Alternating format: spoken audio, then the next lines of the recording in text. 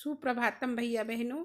आज हम कक्षा 12वीं में विषय हिंदी में पाठ 9 विविधा 1 का भाग 2 अमृत का घूंट शक्ति के, जिसके कवि गजानन माधव मुक्तिबोध हैं, के विषय में पढ़ेंगे।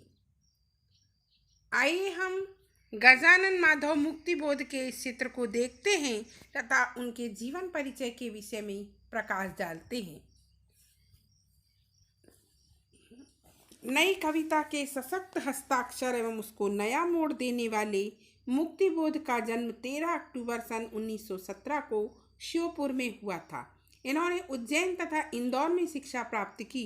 आर्थिक विषमताओं के कारण इनका अध्ययन बीच में ही रुक गया। दुर्भाग्य से सरस्वती का वरद पुत्र सन 1964 में ही काल के गाल में समा गया। आइए हम गजानन माधव मुक्तिबोध की रचनाओं पर प्रकाश डालते हैं। इन्होंने पद्य और गद्य साहित्य दोनों में रचनाएं की थी। चांद का मुंह टेढ़ा है, तार सप्तक में छपने वाली कविताएं, काट का सपना, सतह से उठता हुआ आदमी इनके महत्वपूर्ण काव्य संग्रह हैं।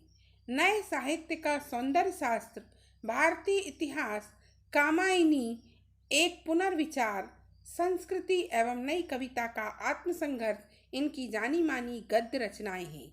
मुक्तिबोध की कविताओं का भाव पक्ष उन्नत तथा समसामयिक है। समस्त परिवेश में कुछ पाने की ललक और मानव जीवन के दलदल में फंसे मानव को बाहर लाने का उन्होंने सदैव प्रयास किया है। आइए हम इनके कला पक्ष को देखते हैं। इनकी भाषा परिमार्जित, प्रौढ़, सबल है। सामान्य बोलचाल की भाषा के अतिरिक्त संस्कृत में निष्ठ सामासिक पदावली से युक्त उनकी भाषा सरल एवं प्रवाहमय है। उनकी शैली प्रतीक एवं बिंबों से अलंकृत है। बिंब सर्वथा मौलिक तथा नूतन ही प्रयोग किए हैं। मुक्तिबोध की काव्य शैली को अनगिनत काव्य शैलियों के मध्य सहज ही पहचाना जा सकता है।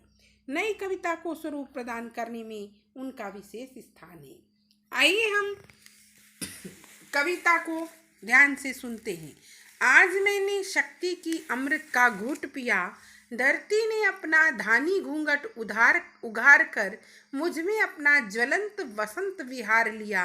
मेरे हृदय अग्नि के अंशव को पिए, अरे धरती ने खिलाए हैं ज्वलंत लाल लाल।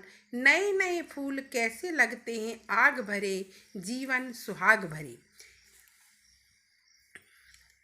प्रस्तुत पद में कवि कहते हैं कि आज मैंने शक्ति रूपी अमृत का घूंट पी लिया है, अर्थात मुझ में चेतना और शक्ति आ गई है। धरती ने अपने धानी रंग के घूंघट को उठाकर मेरे हृदय के अंदर जलने वाली क्रांति की ज्वाला का बसंत देख लिया है। धरती पर खिले हुए लाल लाल फूल मनुष्य के हृदय में जलने वाली क्रांति की ज्वाला के समान है। नए नए फूलों में भी अग्नि की ज्वाला दिखाई देती है, उस मनुष्य को जो मानवता के लिए संघर्षरत है। प्रस्तुत कविता के अर्थ को समझाते हुए कवि बता रहे हैं कि जिन मनुष्यों के हृदय में क्रांति की ज्वाला जलती है, उन्हें बाहर लगे हुए फूल भी उसी रंग के दिखाई देते हैं। आइए आगे हम कविता को समझते हैं। मैंने पहचाना भी नहीं कि वे मेरे हैं, धरती को कहा तेरे फूल सब तेरे हैं। बसंत नहीं हूँ, केवल तेरी ही लावण्यमयी छाया हूँ, तेरी ही जो मुझ पर छा गई। धरती और बसंत के समान ही जो नाता है, धरती है मानव तो बसंत मानवता है। इसमें कवि बता रहे हैं कि धरती के फूलों को मैंने अपना कभी नहीं समझा। मैंने सोचा कि वे सब फूल किसके हैं, धरती के हैं। धरती ने कहा कि ये सब तो मेरे हैं, पर धरती ने कहा कि ये सब फूल तेरे हैं। बसंत क्या है? बसंत प्रकृति की लावण्यमयी छाया है जो पृथ्वी पर पड़ती है। धरती और मनुष्य का जो नाता है वो अटूट है, जो कभी नहीं टूट सकता। धरती मानव है तो बसंत मानवता है। धरती पर जब मनुष्य प्रसन्न होता है तो बसंत आता है। यह परस्पर आदान प्रदान है जो मनुष्य और प्रकृति के बीच निरंतर चलता रहता है। बसंत ऋतु के माध्यम से कवि ये बताना चाह रहे हैं कि यदि मनुष्य बहुत अधिक प्रसन्न होता है तो समझ लो बसंत ऋतु आ गई, और यदि मनुष्य प्रसन्न नहीं होता तो फिर बसंत ऋतु भी नहीं आती। मेरे विचार से आपको इस कविता का अर्थ समझ में आ गया होगा।